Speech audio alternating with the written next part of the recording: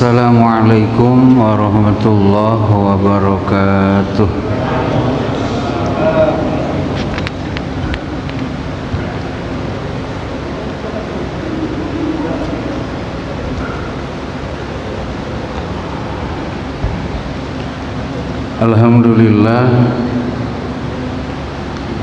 Alhamdulillahi rabbil alamin. Wa bihi nasta'inu ala umurid dunya waddin. Asyhadu an la ilaha illallah wahdahu la syarikalah wa asyhadu anna Muhammadan abduhu wa rasuluh. Allahumma sholli wa sallim wa barik ala sayyidina Muhammad wa ala alihi wa ashabihi. Wa ba'du, Rabbana zidna ilman warzuqna fahman. Yang saya muliakan pengurus Masjid Jami As-Sakinah, yang saya muliakan para alim ulama cerdik pandai, para orang tua semuanya, puji dan syukur kita persembahkan kehadirat Sang Maha Pencipta Allah Subhanahu wa Ta'ala yang telah memberikan kesempatan kembali kepada kita untuk bertemu. 2 pekan saya tak hadir, mohon maaf ya, tak cukup, dah jalan, dah sampai kemarin ke sini, cuma nak masuk dah bubar namanya. Saya pulang lagi lah, tak enak kan. Mohon maaf. Selanjutnya mari bersolawat bersalam untuk Rasulullah, keluarga dan sahabat beliau. Allahumma sholli ala sayyidina Muhammadin wa ala alihi.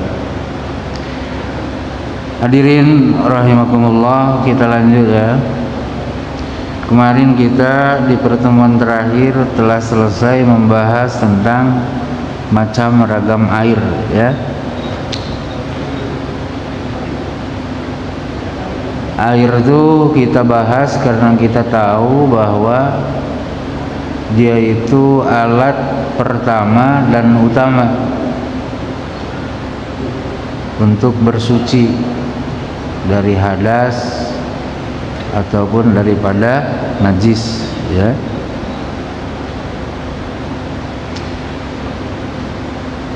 Kemudian yang kedua, alat bersuci itu kemarin sudah kita sebut adalah tanah ya,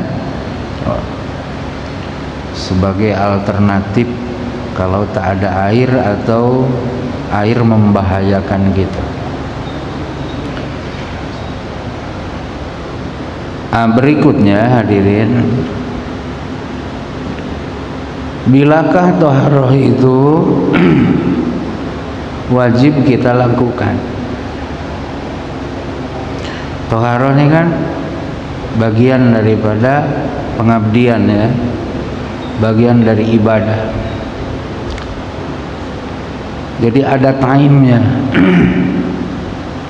Kapan dia wajib kita buat? Awas, wajib ya, wajib. Artinya kalau tadi lakukan tuh jadi masalah karena wajib kan. Nah, para ulama menyebutkan bahwa toharoh itu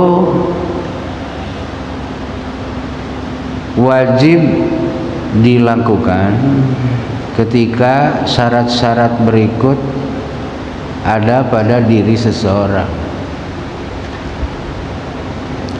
Pertama apa? Seseorang itu adalah sudah berislam. Jadi seseorang itu sudah berislam. Jadi sudah berislam ini menjadi syarat wajib toharoh dia lakukan ya. Wudu, mandi besar maksudnya ya, bersihin najis. Nah itu wajib dilakukan dengan syarat dia itu sudah berislam. Artinya kalau belum berislam tak ada kewajiban, kata sebagian ulama, ya, tak ada kewajiban dia untuk melakukan toharoh itu.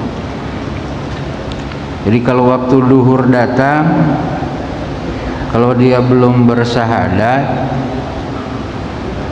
maka dia tak wajib wudu. Paham ya? Apa bang?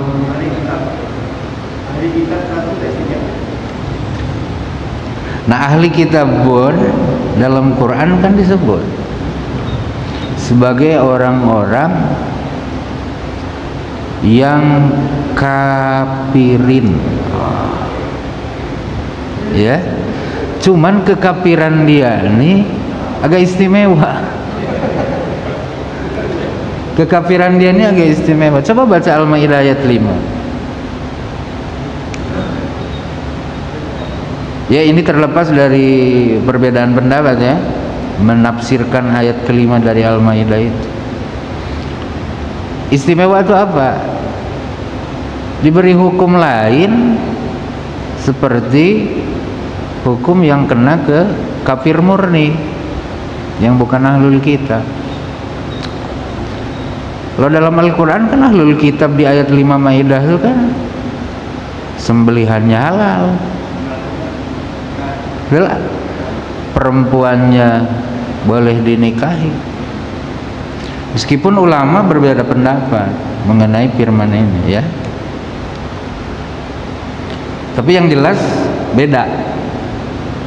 Maka di surah Al-Bayyinah pun tadi umumkan, betul lah. Jadi orang kafir itu disebutkan minal ladina utul kitab wal musyrikin, oh, kan gitu. Itu saja. Sebagian ulama yang lain menyebut ahlul kitab pun, kafirin pun wajib toharoh, wajib toharoh. Dari mana perbedaan pendapat ini muncul? Munculnya gini, apakah taklif itu perintah larangan yang ada dalam syariat itu kena kepada orang kafir? Sebagian ulama menyebut ya kena juga, sehingga di akhirat tuh mereka bukan hanya disiksa karena kafirnya, tetapi pun mereka disiksa karena tak wudu, tak sholat gitu. Paham ya? Kalau ulama yang lain menyebutkan tidak, mereka itu tidak terkena taklif yang far'iyah, tapi yang usul, yang kena apa itu kewajiban iman. Paham ya? Nah, itu. Nah, oleh karena itu maka kita yang sudah mengucap asyhadu an la ilaha illallah wa asyhadu anna muhammadar rasulullah terkena taklif ya untuk melakukan toharoh. Perintah toharoh itu kan itu Ustaz, di surah Al-Mudaththir itu kan wasiyabaka fatohhir gitu kan, wasiyabaka fatohhir, pakaianmu sucikan. Oh, pakaianmu sucikan. Pakaian ini kadang dipakai kadang entak kan. Ini dipakai, nanti sampai rumah saya buka. Jelas. Yang kadang dipakai kadang tidak aja diminta disuciin, apalagi yang nempel di diri kita macam badan kan. Nah, kalau tangan, kaki, muka kan nempel terus. Itulah. Nah, itu. Jadi ala sabilil aula, kalau yang bisa dibuka dipakai aja diminta dibersihin, apatah lagi yang menjadi anggota tubuh. Wasiyabaka fatahhir, ya.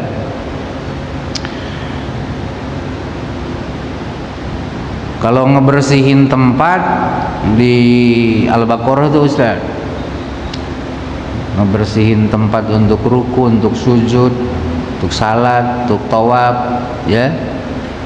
Itu perintah Allah kepada siapa? Kepada Nabi Ibrahim dan Nabi Ismail. Betul tak?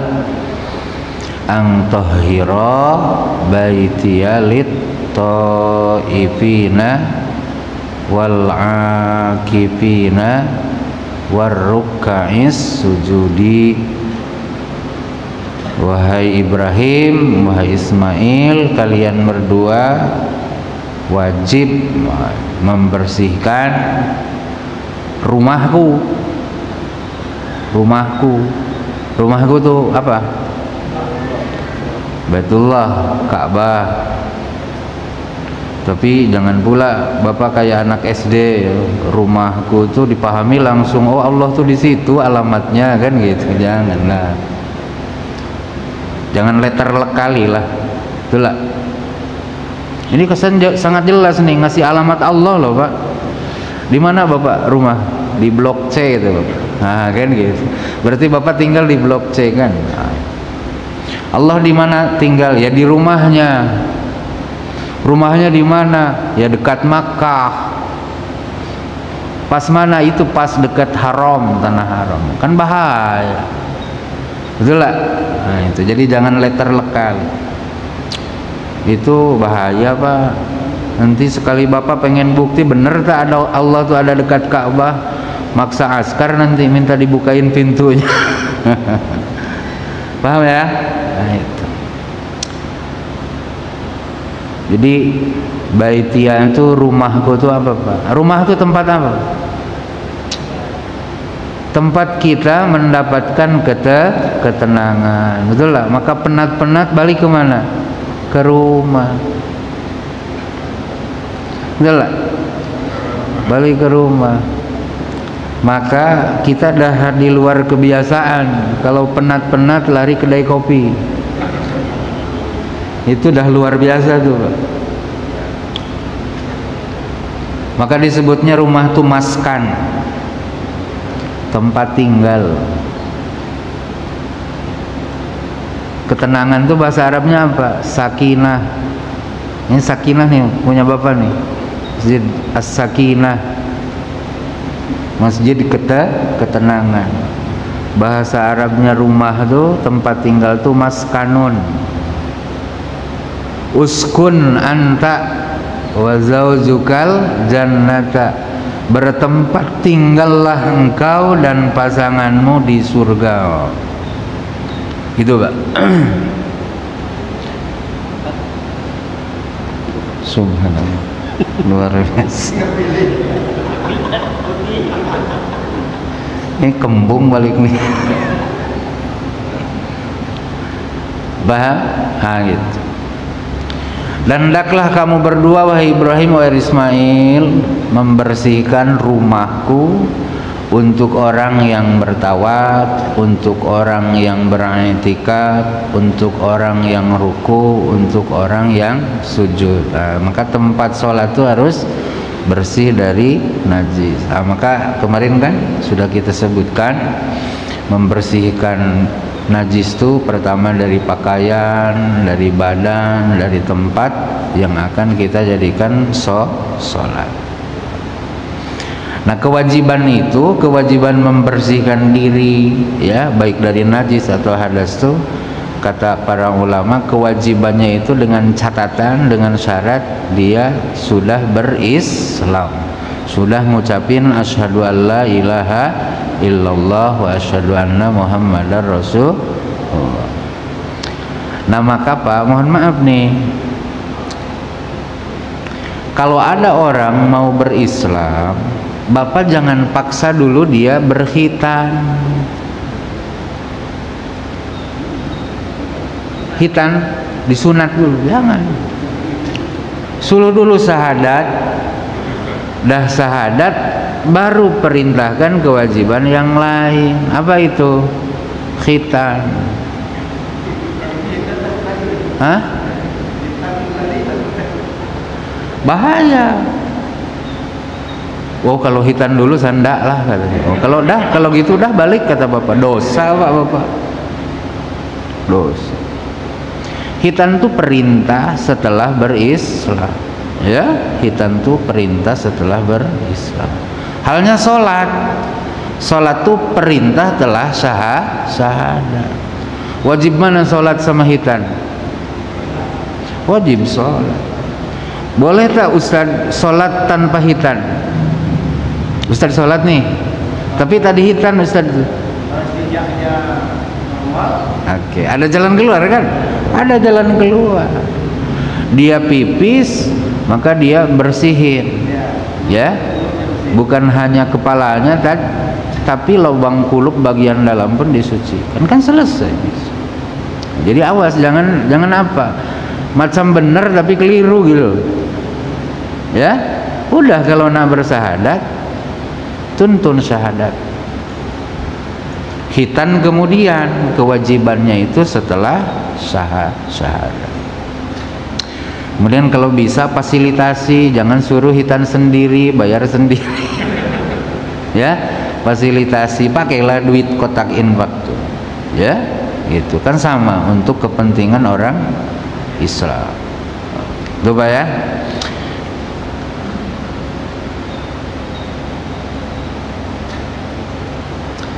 Oleh karena itu hadirin, oleh karena ada ulama yang berpendapat bahwa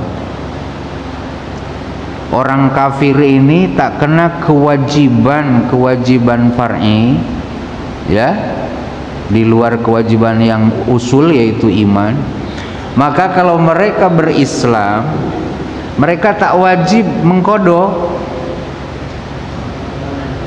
kewajiban-kewajiban yang tak mereka buat selama kafir. Gitu. Dia sekarang 60 tahun umurnya, mau masuk Islam, taruhlah balik dari umur 15, kan berarti 45 tahun dia kafir, terkena kewajiban tunai perintah Allah. Kalau wajib qada di umur 60 tahun, semput lah kawan. Betul lah. Jadi orang kafir kalau berislam dia tidak wajib mengkodok kewajiban-kewajiban yang dia tinggalkan selama kekafiran. Gitu Pak. Cuman kalau orang murtad, itu ikhtilaf Pak. Ya, ada perbedaan pendapat di antara para ulama. Kalau orang murtad itu menurut kebanyakan ulama dia tak wajib juga mengkodok apa yang ditinggalkan. Tapi dalam madhab Syafi'i wajib mengkodok. Nauzubillah ya, contohlah ini manusia lah kita, jangan orang ya. Nauzubillah. Misalnya ini manusia nih, muslim dia sekarang, umur 50 dia murtad.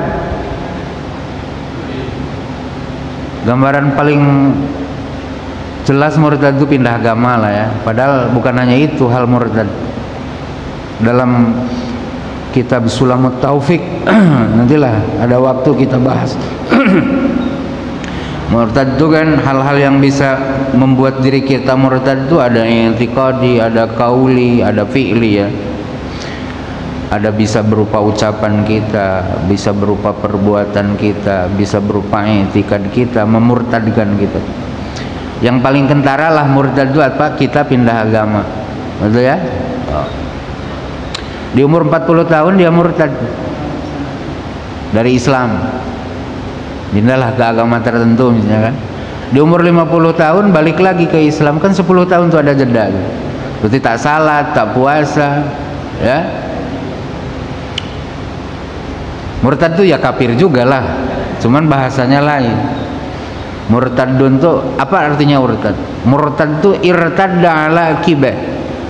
Dia balik ke belakang tuh kepada sebelum Islam, yakni kafir. Itu murtad. Murtad itu kan balik ke belakang. Murtad itu irtadda yartaddu tuh gitu kan, mundur ke belakang, balik lagi kepada kekafiran. Nah, cuman kalau dia pernah bersahadat balik lagi ke kafir, bahasanya bukan kafir tapi murtad istilahnya. Contoh yang jelas murtad dalam sejarah ini siapa? Orang Islam di zaman Abu Bakar. Rasulullah wafat kan pemimpin umat Islam pindah ke Abu Bakar. Nah zaman beliau ada orang menentang, dia tak pindah agama, enggak. Dia menentang satu rukun Islam, bukan sholat, zakat. Mereka tentang zakat. Zakat itu bukan kewajiban, tapi mereka anggap sebagai upeti kepada Nabi, dan Nabinya sudah meninggal. Maka tak ada kewajiban saya membayar zakat kepada pemimpin baru. Dia tak pindah agama, Pak. Dia menolak satu rukun Islam. Kata Abu Bakar, demi Allah saya akan perangi orang yang membeda-bedakan sholat dan zakat. Maka diperangi. Kenapa? Karena dia sudah irtadda ala aqibah, sudah mundur ke belakang. Nah jumhur ulama menyebut selama murtad dan ketika balik lagi ke Islam, nah yang 10 tahun tuh tak harus dikodok, tak harus diganti, kecuali di madhab Syafi'i. Ini dari kecil saya memahaminya di madhab Syafi'i gitu. Kalau kita murtad, maka kalau balik ke Islam 3 tahun kita murtad, maka selama itu juga kita harus mengkodok sholat yang 3 tahun kita tinggalkan, puasa. Andai di 3 tahun sebelumnya itu kita punya syarat-syarat untuk bisa pergi haji, maka sekarang kita wajib mengkodok itu kan. Ikhtilaf ini, ya ikhtilaf. Ya tak usah kaget, tak usah kaget kita, santai aja, betul lah, santai aja kalau ikhtilaf. Ikhtilaf ini kan punya dasar, betul lah, punya dasar. Jadi tak usah bingung nanti, tak usah bingung, betul lah. Yang mana ngambil, nauzubillah lah, jangan sampai murtad kita, betul lah, nauzubillah. Mudah-mudahan lah Allah melindungi kita dari murtad ini, amin ya rabbal alamin. Tak aman kita, sebanyak apapun ilmu, sehebat apapun kita ibadah, kalau hidayah itu memang diambilnya, tapi kita berlindung kepada Allah dari itu ya, jangan sampai, azamkan itu. Yang kedua, syarat wajib toharoh itu kayak wudu, mandi tadi ya, mandi besar. Syaratnya itu dianya orang tuh harus berakal, ya. Orang yang bernajis tuh harus berakal.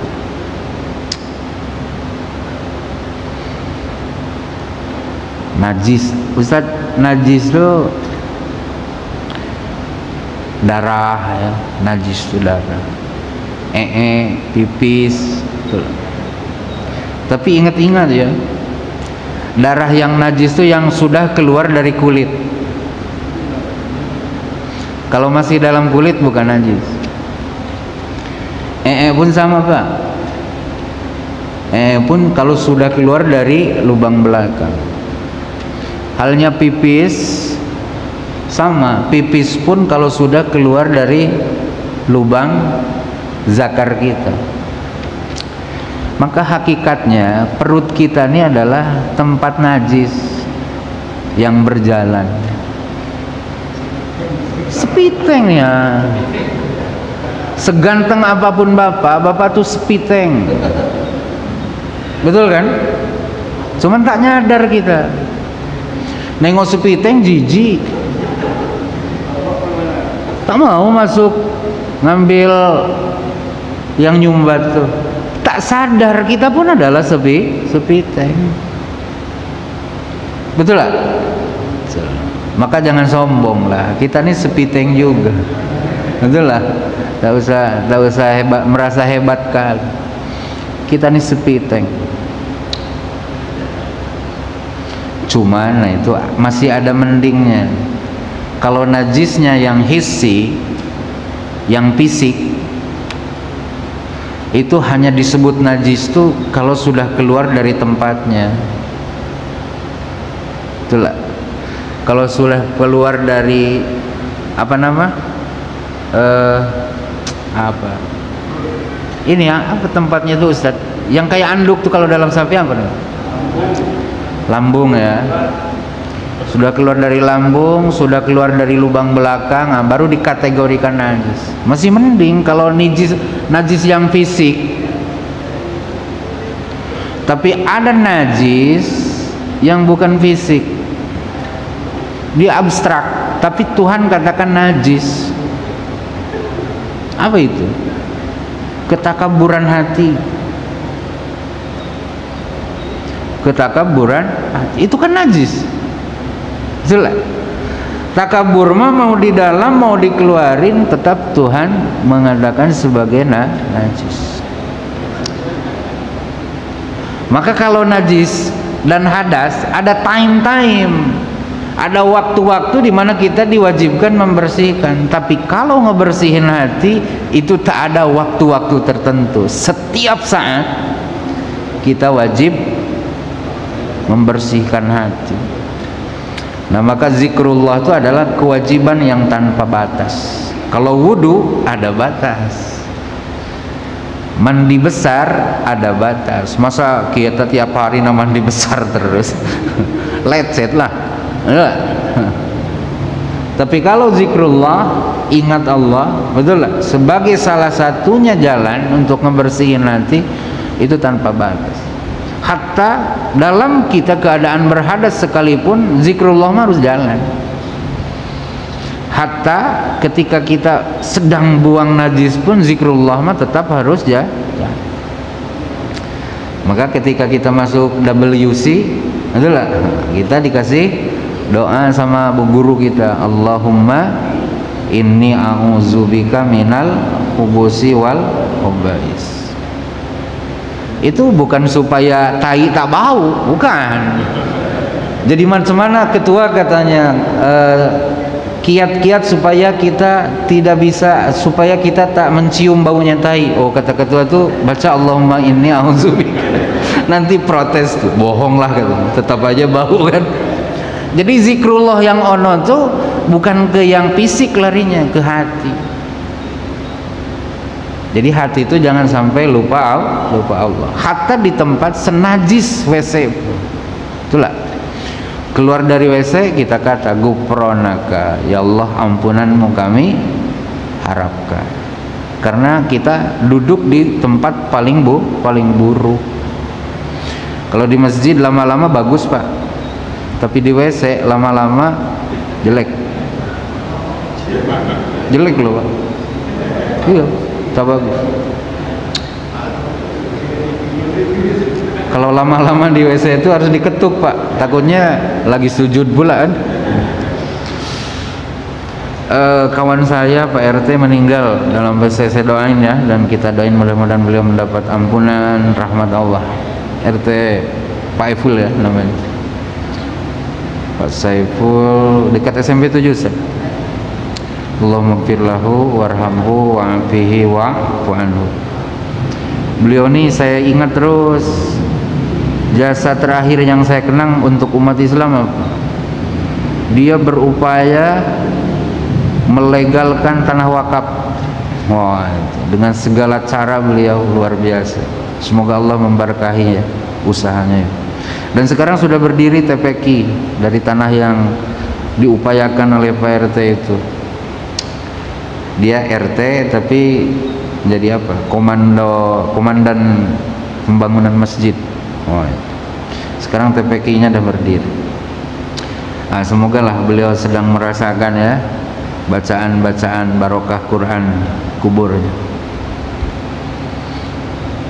Saya ngaji tak pandai Pak Rustam, tapi ngurus-ngurus surat bolehlah. Luar biasa. Sakit beliau. Dah lanjut ya.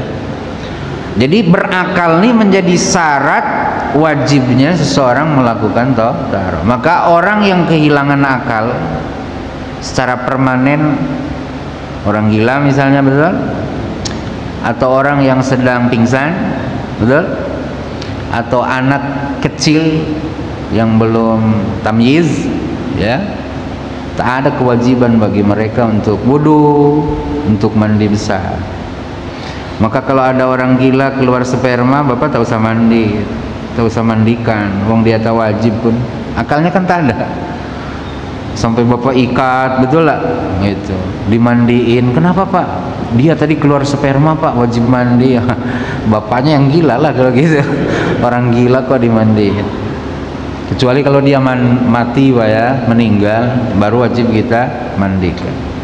Kalau sebelumnya dia beragama Islam. Oke, lanjut ya. Nah itu. Jadi akal nih luar biasa. Akal nih menjadi tempat hinggapnya perintah dan larangan. Ya. Jadi kenanya perintah Allah, kenanya perintah Rasul, larangan Allah, larangan Rasul nih kepada manusia yang sedang berakal sehat.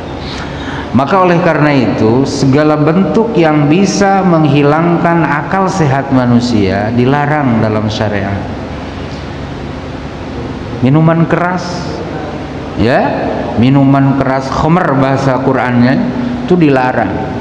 Kata ahli usul fikih, ya, syariat Allah itu berbalik kepada tujuan untuk menjaga 5 asas.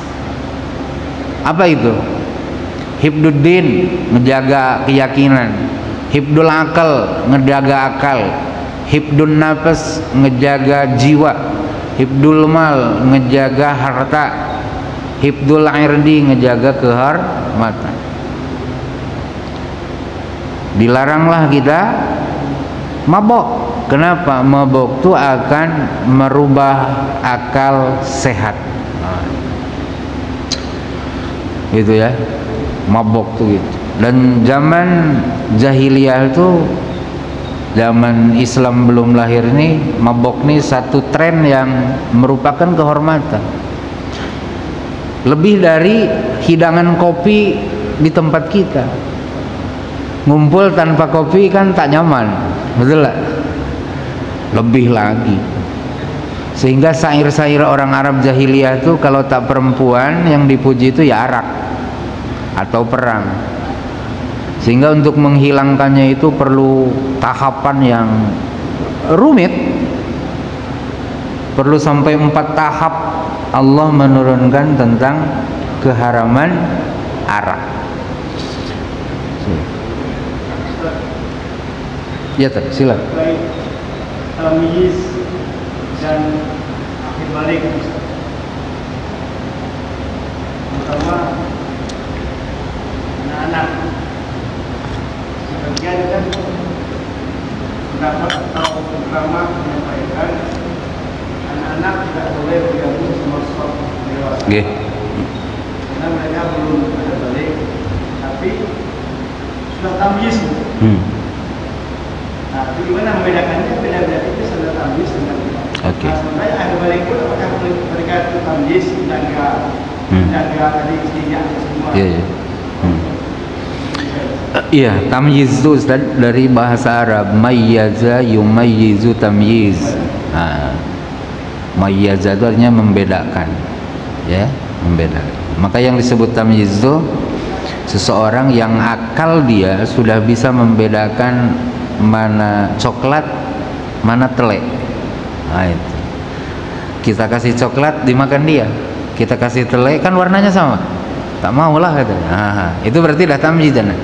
Kira-kira umur berapa tuh? 5 lah ya, 5, 6 ya, anak TK. Apa Zat? Bukan, tamyiz tuh. Tamyiz. Nah, kalau balik itu bahasa Arab juga, balagha. Balagha itu kan sampai. Nah, maksud sampai itu sampai kepada batas minimal, ya, setar dia mengabdi kepada Allah. Nah, itu balik itu. Nah, balik itu dalam madhab Syafi'i disebutkan cirinya itu pilih salah satu dari yang 3, ya. Pertama, perempuan dan laki-laki ini dah berumur 9 tahun ya minimal, dan ketika 9 tahun datang dia sudah mimpi jima kalau laki-laki, kalau perempuan sudah haid ya.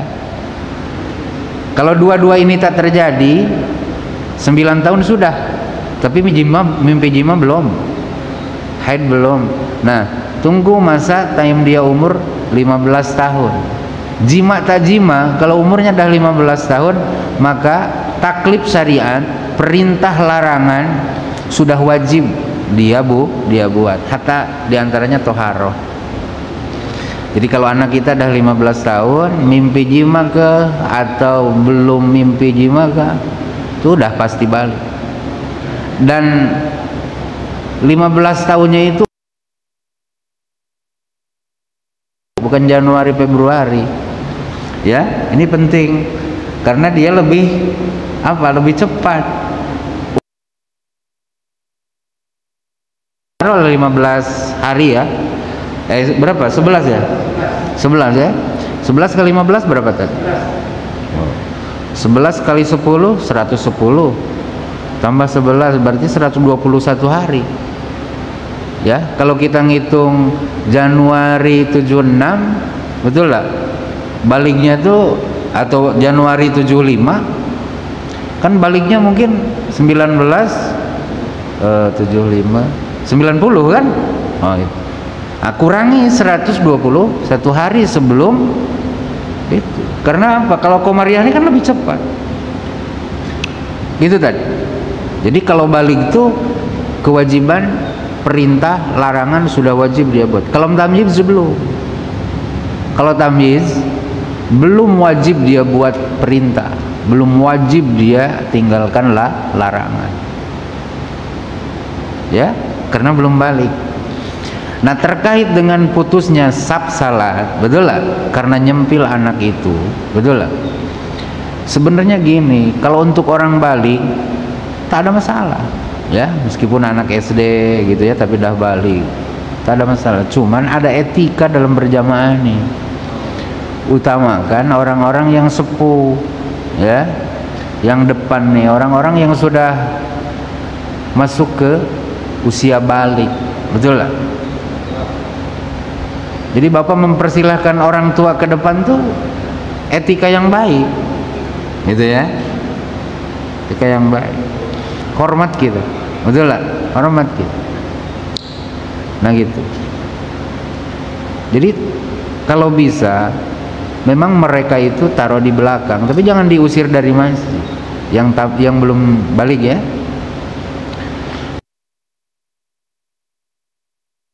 Terus sekalian mereka belajar, betul lah, dan tak putus Sabtu.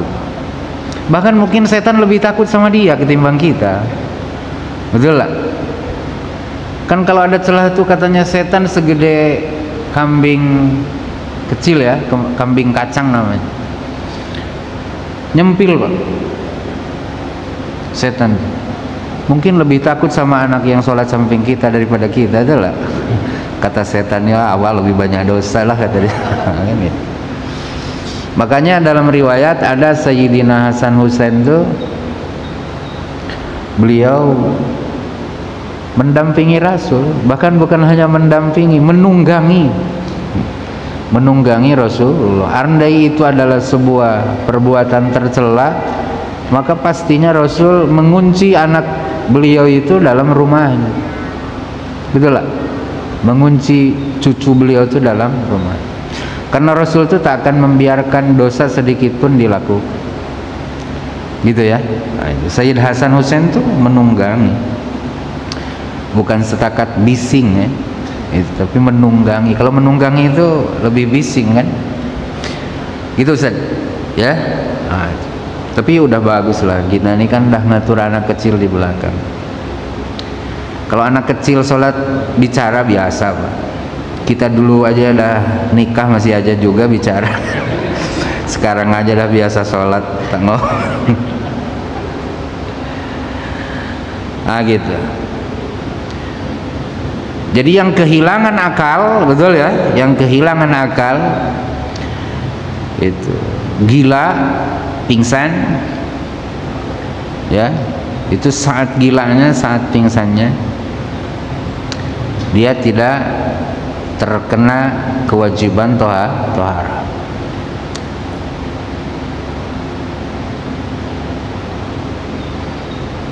Adapun orang yang mabuk berarti hilang akalnya karena upaya dia, kan, betul lah? Karena upaya dia.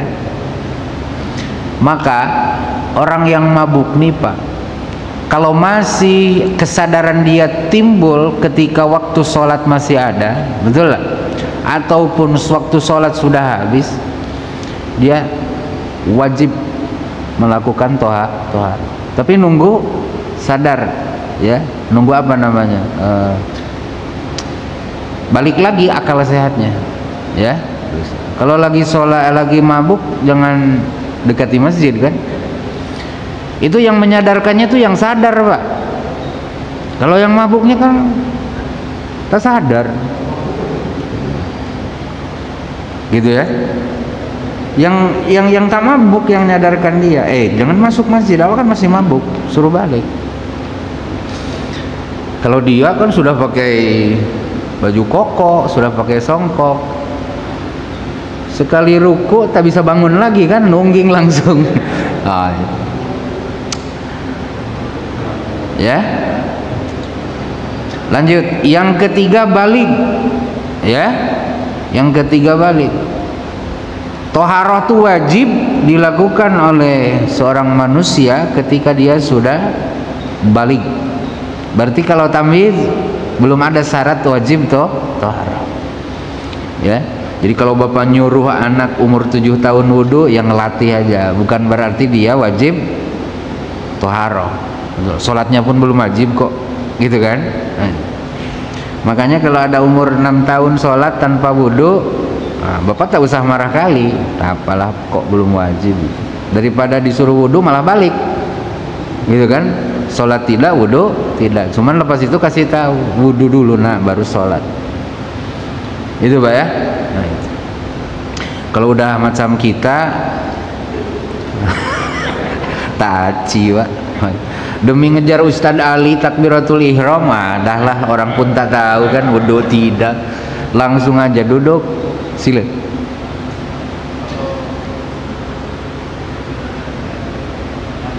Oke.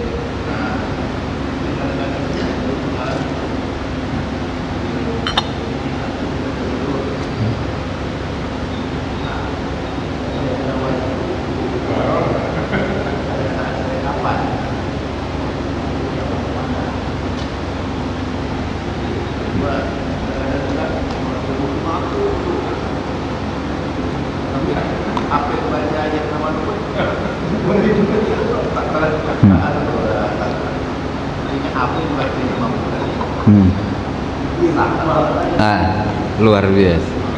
Ngantuk, Pak, ya. Jadi ngantuk tuh bahasa lainnya adalah satu tahap di bawah tidur. Maka di surah Al-Baqarah, ya, di ayat kursi ada sinatun, ada naumun, ya. Bahasa Arabnya ngantuk tuh sinah. Bahasa Arabnya tidur naum. Orangnya naim. Jadi sinah nih, ngantuk nih Pak, tak menghilangkan toharoh, ya. Tidur pun tidak menghilangkan toharoh, kalau ada kalaunya, tapi dilakukan dalam posisi duduk. Duduknya posisinya stabil, gitu ya.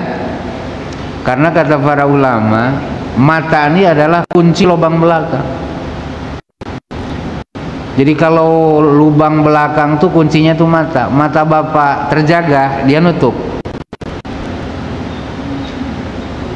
Dia kita pejamkan, maksudnya tidur, dia buka.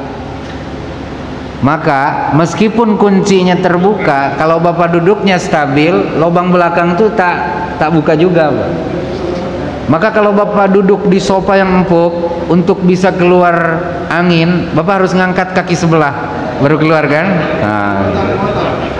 Di Monda, kan, harus ngangkat baru prot, katanya, kan. Jadi semata-mata tidur tidak mutlak Pak ya, menghilangkan tohar. Paham Pak ya? Nah, tapi kalau sudah nungging ke depan, nah itu udah tak aman lubang belakang tuh Pak. Ya Pak ya? Nah, kalau Bapak setakat sinah ngantuk, tak batal sholat Bapak. Tapi kalau Bapak bobo, betul lah, berdiri tidur atau sujud tidur sampai kawan tuh udah salam wae gitu. Jangan lanjut sholat Pak, keluar sudah, batal tuh Pak. Kenapa? Tidurnya sambil sujud. Itu sudah jelas tuh Pak, lubang belakang tuh nganga sampai dibangunin kawan, udah salam wae gitu. Jangan nambah sujud, udah selesai itu. Dari tadi dah batal Pak ya. Oke. Habis Pak. Nah ini syarat wajib tohar baru sampai balik ya. Dan demikian yang bisa disampaikan. Mohon maaf Pak ya kekurangannya. Subhanakallahumma bihamdika asyhadu an la ilaha illa anta astaghfiruka wa atubu ilaik. Assalamualaikum warahmatullahi wabarakatuh.